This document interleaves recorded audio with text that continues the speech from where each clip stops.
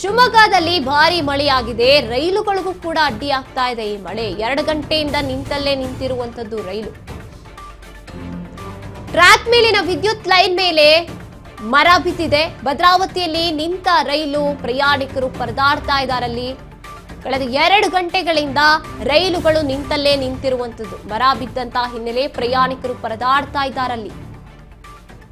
ಎಲ್ಲಾ ರೀತಿಯ ಸಮಸ್ಯೆಗಳನ್ನ ತಂದಿಡ್ತಾ ಇದೆ ಈ ಅಕಾಲಿಕ ಮಳೆ. ರೈಲು ಸಂಚಾರಕ್ಕೂ ಕೂಡ ಸಮಸ್ಯೆ ಆಗ್ತಾ ಇದೆ.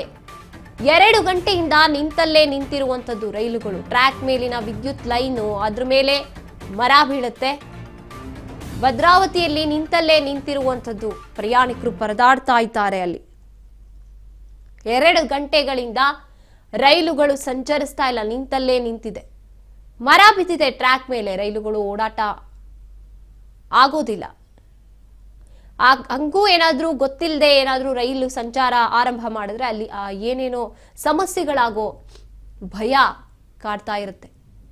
ಭದ್ರಾವತಿಯಲ್ಲಿ ನೋಡ್ತಾ ಇದ್ದೀವಿ ನಾವು, ಪರದಾಡ್ತಿದ್ದಾರೆ ಸಂಚಾರ ಸ್ಥಗಿತ ಆಗಿರುವಂತಹ ಕಾರಣಕ್ಕೆ ಪ್ರಯಾಣಿಕರು.